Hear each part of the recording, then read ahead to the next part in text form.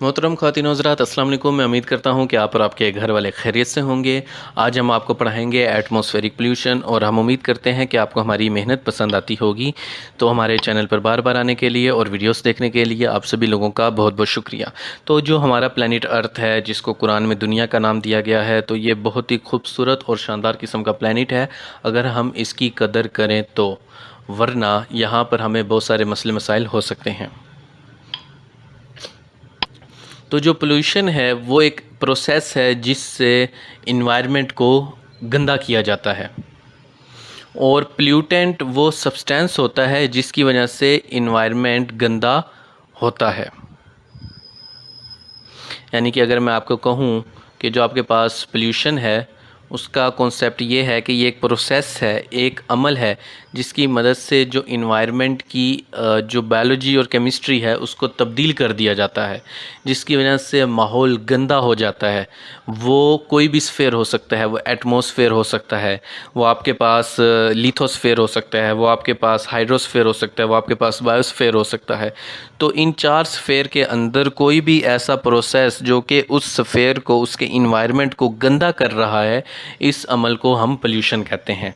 और वो केमिकल या वो शय या वो चीज़ या वो जानदार जो कि इन्वायरमेंट को गंदा करता है उसको हम पोल्यूटेंट कहते हैं। यानी कि जो गंदा कर रहा है वो पोल्यूटेंट है और इस अमल का नाम पोल्यूशन है। तो पोल्यूशन में और पोल्यूटेंट में आपको ये फ़र्क होना चाहिए और ये आपको मालूम होना चाहिए। तो जो एयर पोल्यूशन है वो एक ऐसा प्रोसेस है जिसकी मदद से जो हमारी हवा है वो गंदी होती है। एटमॉस्फेयर क्या होता है वो हम आपको एटमॉस्फेयर वाले लेक्चर के अंदर पढ़ा चुके हैं। अगर आपने नहीं देखा तो आप वो भी जाकर देख सकते हैं। जो हमारे पास मिक्सचर ऑफ गैसेस है, यानी कि जो गैस हैं उनका जो मिक्सचर है जिसको ग्रेविटी ने होल्ड करके रखा हुआ है, और वही एटमॉस्फेयर, यानी जिसको हवा भी कह सकते हैं, एटमॉस्फेयर भी कह सकते हैं, जो कि जिसको ग्रेविटी ने होल्ड करके रखा हुआ है, जो कि एक मिक्सचर ऑफ गैसेस है, उसको एटमॉस्फेयर कह देते हैं, उसको एयर कह देते हैं। तो उसकी अपनी एक ख़ास केमिकल कंपोजिशन है। केमिकल कंपोजिशन का मतलब ये है कि उसके अंदर ये वाली गैस इतने फ़ीसद पाई जाती है, फ़लानी शय इतने फ़ीसद है, ये वाली चीज़ इतने परसेंटेज होगी, दूसरी चीज़ उतने परसेंटेज होगी। लेकिन जब ये परसेंटेज डिस्टर्ब होती है और उसके नेगेटिव इम्पैक्ट होते हैं तो उसको हम एयर पोल्यूशन कह देते हैं और एटमॉस्फेरिक पोल्यूशन कह देते हैं।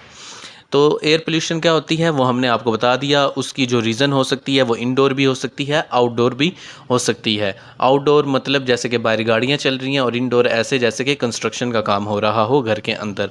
और जो हाउस होल्ड कंबशन डिवाइसेस हैं जैसे कि चूल्हा वगैरह, वो भी इसके अंदर आ सकता है। इसके अलावा इंडस्ट्रीज़ आ सकती हैं, व्हीकल्स आ सकती हैं, और फॉरेस्ट फायर वगैरह आ सकती है। जो आपके पास व्हीकल एमिशन होती है, मतलब कि बाहर जो मोटरसाइकिल चल रहे हैं, ऑटो रिक्शा चल रहा है, गाड़ियाँ चल रही हैं, बसेस चल रही हैं, और जितनी भी हवाई जहाज़ हैं, ट्रेन है वगैरह वगैरह वगैरह, जो कि फ्यूल से, पेट्रोल से चल रहे हैं, वो कार्बन डाइऑक्साइड खारिज कर रहे हैं। और वो कार्बन डाइऑक्साइड का हमारे माहौल के ऊपर बैड इम्पैक्ट है। वो एक ग्रीन हाउस गैस के तौर पर काम करती है जिससे अर्थ का टेम्परेचर बढ़ता है। तो ये भी एटमॉस्फेरिक पोल्यूशन का ही हिस्सा बन जाता है।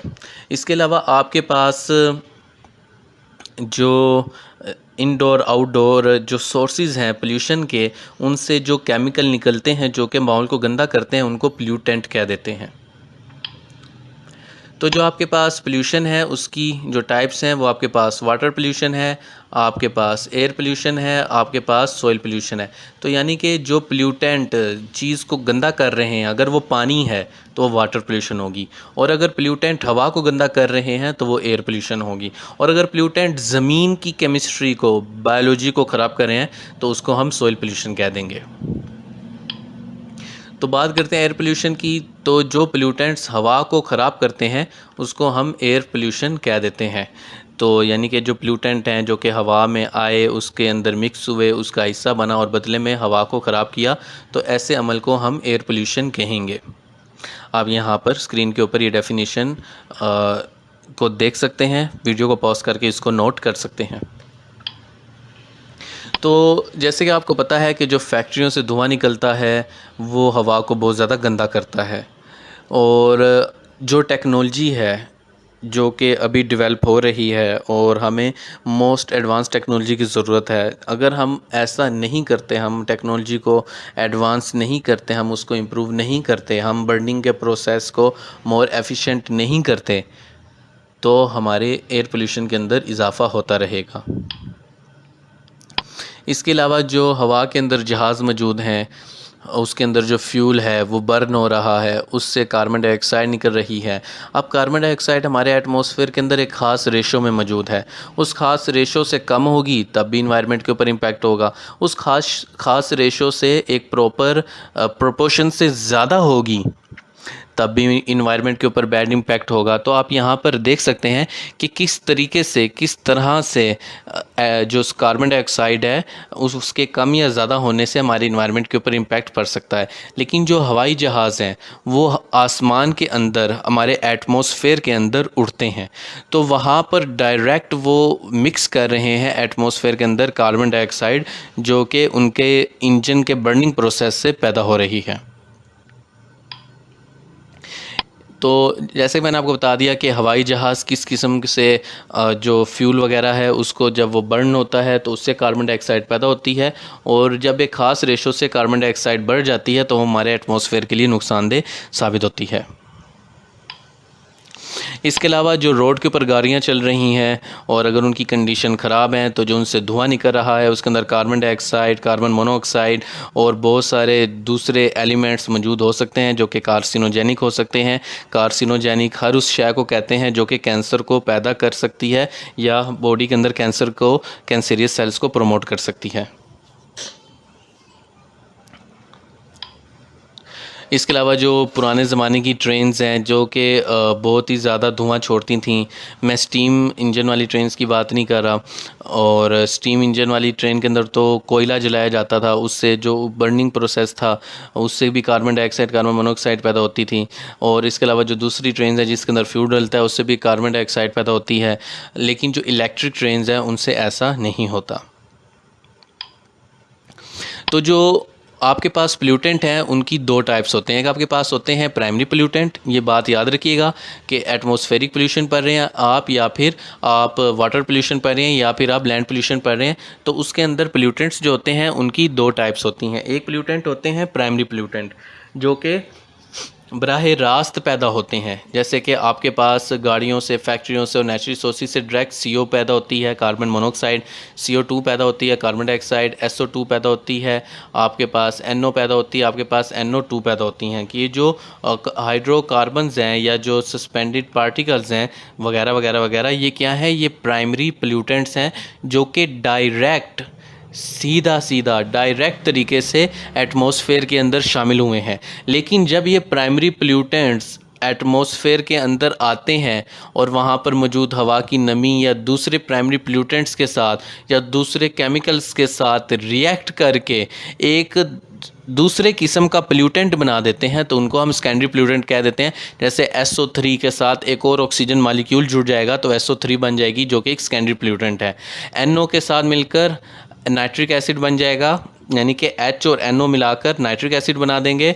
और आपके पास जो सल्फ़र है वो पानी के साथ मिलकर, एटमॉस्फेयर के वाटर के साथ मिलकर H2SO4 बना देगा। NO और NO2 पानी के, जो हवा के अंदर पानी के मॉलिक्यूल मौजूद हैं उसके साथ मिलकर HNO3 बना देगा और बाद में यही एसिड रेन का हिस्सा बन जाएंगे।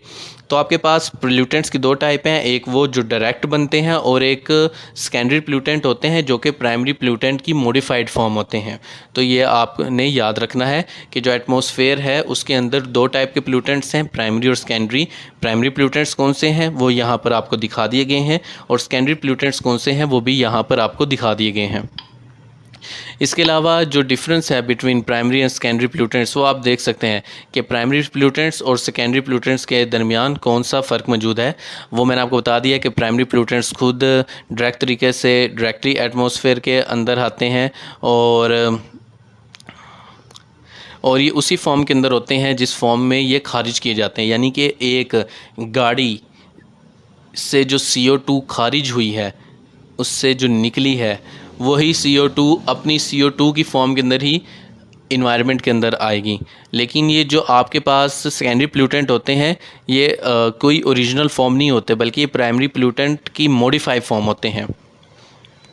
और ये लेस प्लूटेंट होते हैं सेकेंडरी प्लूटेंट की निस्बत। तो आप यहाँ पर इनके कंपैरिजन को नोट कर सकते हैं। यहाँ पर फिर से आपको प्राइमरी और सेकेंडरी प्लूटेंट का फ़र्क दिखाया गया है और इस दफ़ा उनकी बाकायदा मिसाल बताई गई है। जो आपके पास प्राइमरी प्लूटेंट है जैसे वो ऐश है, स्मोक है, रेडियो एक्टिव कंपाउंड्स हैं। लेकिन जब यही प्राइमरी प्लूटेंट दो या दो से ज़्यादा आपस में मिलते हैं या एटमॉस्फेयर की किसी दूसरी चीज़ के साथ आपस में मिल जाते हैं तो वो और ज़्यादा ख़तरनाक प्लूटेंट्स बना देते हैं। यहाँ पर आप उनको अच्छे तरीके से देख सकते हैं। तो जो काजेज़ हैं एयर पोल्यूशन के वो मुंदरजा झेल हैं। उसमें आपके पास आ जाते हैं house hold cleaning volatile organic compounds. जैसे आपके पास जो फ़िनॉल होता है जिसे फ़िनाइल कह देते हैं। बहुत सारे जो लोग होते हैं वो फ़िनाइल कह देते हैं कि उससे फ़र्श धोना है, तो असल में वो फ़िनॉल होता है, बेंजीन होती है, उसके ऊपर एक OH ग्रुप होता है, उसको हम फ़िनॉल कह देते हैं। तो आप लोगों ने अब ये नहीं सोचना है बेंजीन क्या उसके ऊपर OH ग्रुप क्या है, वो बस एक केमिस्ट की आदत होती है इस तरह की बकवास याद करने की। तो जो हाउस होल्ड क्लीनिंग प्रोसेस होते हैं जैसे आपके पास डेटोल हो गया, फ़िनॉल हो गया, तो वो जब उससे फ़र्श को धोया जाता है तो इवेपोरेशन के प्रोसेस की मदद से वो एटमॉस्फेयर का पार्ट बन जाते हैं। इसके अलावा एग्रीकल्चर प्रोडक्ट्स होते हैं, उसमें अमोनिया जो पोल्यूशन होती है वो पैदा होती है। जैसे कि गोबर वगैरह गाय वगैरह करती है तो उससे जो अमोनिया गैस पैदा होती है।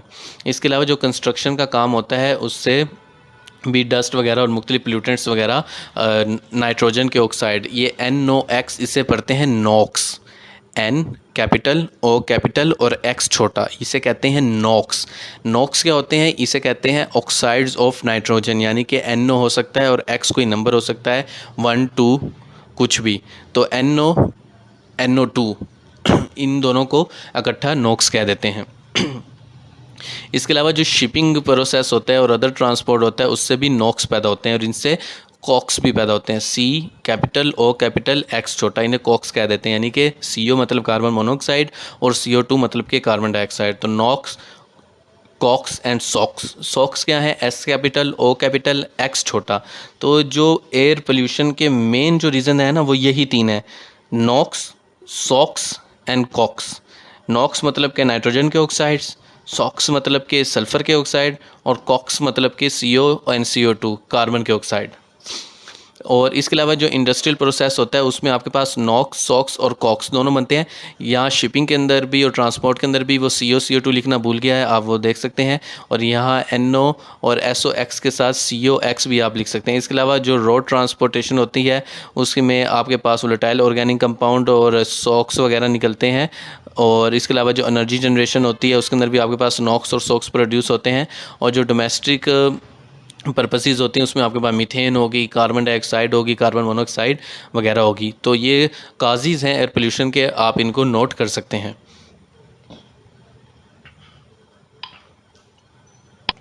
तो यहाँ पर आपको जो सोर्सेज हैं एयर पोल्यूशन के वो दिखाए गए हैं, गाड़ियाँ हैं, फैक्ट्रियाँ हैं, बसें हैं वगैरह वगैरह, आप यहाँ पर उनको देख सकते हैं। और अगर फ्यूल अच्छे तरीके से, कार्बन फ्यूल अच्छे तरीके से बर्न हो, अच्छे तरीके से वो जले तो उसको CO2 उससे बनती है, कार्बन डाइऑक्साइड उससे बनती है। लेकिन अगर वो अच्छे तरीके से नहीं जल पा रहा, उसकी कंप्लीट जो बर्निंग है वो नहीं हो पा रही, वो मुकम्मल तौर पर नहीं जल पा रहा, तो उससे कार्बन मोनोऑक्साइड पैदा होती है, CO पैदा होती है। और ये 3000 गुना ज़्यादा ऑक्सीजन से 3000 गुना ज़्यादा हेमोग्लोबिन के साथ जुड़ने की सलाहियत रखती है, और जिसकी वजह से हमें फटीग वगैरह, हेडेक और मुख्तलिफ़ किस्म की रेस्पिरेटरी इश्यूज़ हो सकते हैं। और उन रेस्पिरेटरी इश्यूज़ की वजह से हमारी जो बॉडी है वो सुस्त हो सकती है, हमें हेडेक हो सकता है, और अगर हम इस CO को बहुत ज़्यादा कंज्यूम कर लें तो हमें हस्पताल भी जाना पड़ सकता है। और जैसे मैंने आपको बताया कि ये CO2 की निस्बत कितनी ज़्यादा ख़तरनाक है, क्योंकि इसकी कोई स्मेल नहीं है और इसलिए ये बहुत ही ज़्यादा ख़तरनाक है। तो जो सोर्सेज हैं आउटडोर एयर पोल्यूशन के वो मैंने आपको बता दिया कि वो आपके पास पावर प्लांट्स हैं, वो आपके पास कंस्ट्रक्शन एंड रोड डस्ट है, वो आपके पास मुख्तलिफ़ किस्म की एमिशंस हैं, वो आपके पास बायोमास बर्निंग है। बायोमास बर्निंग मतलब कि लकड़ियाँ जलाना, तेल वगैरह जलाना वगैरह वगैरह। और वो आपके पास इंडस्ट्री से निकलने वाला धुआं है, वो आपके पास ओपन वेस्ट बर्निंग है, और वो आपके पास ट्रांसपोर्टेशन है, और वो आपके पास ब्रिक्स किलन है जो जहाँ पर ईंटों का, जिसे ईंटों का भट्टा कह देते हैं। तो ये सोर्सेज हैं आउटडोर एयर पोल्यूशन के। तो यहाँ पर आपको प्राइमरी और सेकेंडरी पोल्यूटेंट्स दिखाए गए हैं। प्राइमरी पोल्यूटेंट्स आप देख सकते हैं, वो आपके पास कार्बन मोनोऑक्साइड है, वो आपके पास नाइट्रोजन ऑक्साइड है, वो आपके पास सल्फ़र डाइऑक्साइड है, आपके पास अमोनिया है, आपके पास नाइट्रोजन डाइऑक्साइड है, और आपके पास वोलेटाइल ऑर्गेनिक कंपाउंड्स हैं। वोलेटाइल ऑर्गेनिक कंपाउंड्स का मतलब ये हैं कि वो ऑर्गेनिक कंपाउंड जो बहुत ही आसानी के साथ हवा में इवेपोरेट हो जाते हैं। जैसे कि पेट्रोल है, अगर आप उसको ओपन रखें तो पानी की निस्बत वो बहुत जल्दी हवा का हिस्सा बन जाता है। तो ऐसे ऑर्गेनिक प्रोडक्ट्स को, इस तरह के ऑर्गेनिक कंपाउंड्स को, मालिक्यूल्स को वोलेटाइल ऑर्गेनिक कंपाउंड्स कहा जाता है। इसके अलावा आपके पास पार्टिकुलेट्स हैं, और जब ये प्राइमरी पोल्यूटेंट्स कोई ख़ास किस्म का रिएक्शन परफॉर्म करते हैं तो वो आपके पास सेकेंडरी पोल्यूटेंट्स बन जाते हैं। जैसे आपके पास सल्फ़र ट्राईऑक्साइड है, आपके पास नाइट्रिक एसिड है, आपके पास हाइड्रोजन परऑक्साइड है, आपके पास सल्फ्यूरिक एसिड है, आपके पास अमोनियम है यानी NH4, आपके पास ओजोन है। ओजोन यानी कि अगर ज़मीन की सरफेस पे आ जाए, स्ट्रेटोस्फेयर के अंदर, तो ओजोन बहुत अच्छी चीज़ है, लेकिन अगर वो ट्रोपोस्फेयर के अंदर आएगी तो बहुत ही ज़्यादा ख़तरनाक हो जाएगी। तो आप हमारे एटमॉस्फेयर वाले लेक्चर में देख सकते हैं, यहाँ पर हमने आपको ये एटमॉस्फेयर की लेयर्स अच्छे तरीके से पढ़ाई हैं। और जब पार्टिकुलेट किसी दूसरे पोल्यूटेंट के साथ मिलकर बड़े साइज़ के पार्टिकुलेट बनाते हैं तो उसको भी हम PM की मदद से ही शो करते हैं। तो आपके यहाँ पर उसकी प्राइमरी पोल्यूटेंट्स के आपको सोर्सेज भी दिखाए जा रहे हैं कि कौन कौन से पोल्यूटेंट कहाँ कहाँ से आ रहे हैं, और उसके बाद वो सेकेंडरी पोल्यूटेंट में कैसे कन्वर्ट होते हैं वो भी दिखाए जा रहे हैं। आप यहाँ पर उनको देख सकते हैं। तो जो आपके पास पोल्यूशन के इम्पैक्ट हैं वो आपके पास एक शॉर्ट टर्म है। शॉर्ट टर्म में आपके पास हेडेक है, आपको जलन महसूस हो सकती है नाक में, गले में और आँखों में। अक्सर आपने रोड के ऊपर बाइक चलाई होगी तो अगर वहाँ पर बहुत ज़्यादा धुआं है तो आपको अपने नाक में जलन महसूस हुई होगी, गले में जलन महसूस हुई होगी, आपको ऐसे लग रहा होगा जैसे आंखें जल रही हैं। तो ये एयर पोल्यूशन की वजह से होता है। इसके अलावा आपको खांसी हो सकती है और जो आपके ब्रीदिंग है उसमें बहुत ज़्यादा परेशानी हो सकती है। इसके अलावा आपको नमूनिया या ब्रोंकाइटिस वगैरह तक हो सकता है। यानी कि अगर हेडेक और जो पहले 3 बातें बयान की हैं, अगर बात उससे आगे निकल जाए, आपको रोज़ इस तरह की इन्वायरमेंट में जाना पड़ रहा है तो आपको नमूनिया या ब्रोंकाइटिस हो सकता है। ये दोनों रेस्पिरेटरी बीमारियां हैं जिसमें बुखार होता है, रेशा होता है और ब्रीदिंग के अंदर बहुत ज़्यादा परेशानी होती है, बहुत ज़्यादा बलगम पैदा होता है। और इस यानी कि नमूनिया और ब्रोंकाइटिस का जो रेस्पिरेटरी डक्ट है उसके ऊपर डायरेक्ट इम्पैक्ट होता है, और ये रेस्पिरेटरी बीमारियां ही हैं। और ये जो बायो की बुक है 10 क्लास की, आई थिंक उसके अंदर ये बयान की गई हैं। तो इसके अलावा आपके पास जो स्किन इरिटेशन है वो हो सकती है। आपको स्किन के ऊपर भी हल्की हल्की सी जलन या इरिटेशन या एक उकताहट सी महसूस हो सकती है। लेकिन अगर हम उसके लॉन्ग टर्म इफ़ेक्ट्स की बात करें तो ये आपका जो सेंट्रल नर्वस सिस्टम है और हेडेक और एंग्जाइटी है उसको प्रमोट कर सकता है। मैं आपको इसकी मिसाल ऐसे देता हूँ कि मिसाल के तौर पर आपने लाहौर के अंदर, जहाँ मैं रहता हूँ, वहाँ पर तो एटमॉस्फेरिक पोल्यूशन के बहुत ज़्यादा सीरियस इशू हैं।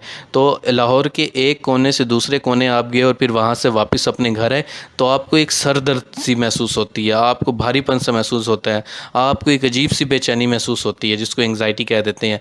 और तो ये क्या है, ये किस वजह से है? ये उन पोल्यूटेंट्स की वजह से है जो आपने कंज्यूम कर लिए हैं और वो आपके रेस्पिरेटरी सिस्टम की मदद से आपकी बॉडी का हिस्सा बन गए हैं और अब वो आपकी बॉडी के अंदर केमिकल चेंजेस पैदा कर रहे हैं। और उन केमिकल चेंजेस की वजह से आपके ये मुख्तलिफ मूड्स पैदा हो रहे हैं। क्योंकि अगर आप न्यूरो साइंस के अंदर स्टडी करें तो जो इंसान के मूड्स हैं, जो बिहेवियर हैं, वो मुख्तलिफ केमिकल्स की वजह से होते हैं।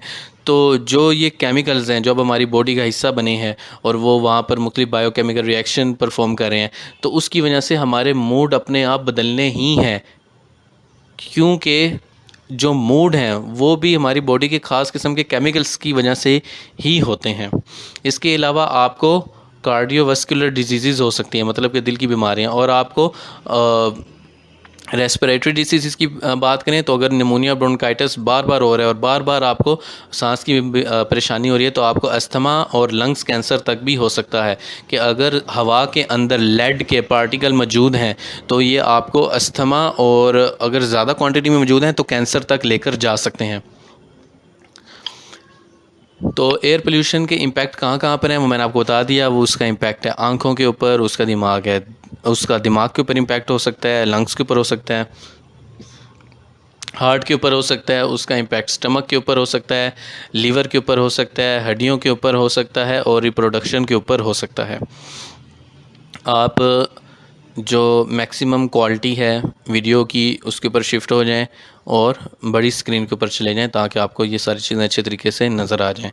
और अगर आप लैपटॉप या कंप्यूटर के ऊपर इसको देख रहे हैं तो फुल स्क्रीन पर फुल हाई पिक्सल के साथ इसको देख सकते हैं और इसको अच्छे तरीके से नोट कर सकते हैं। तो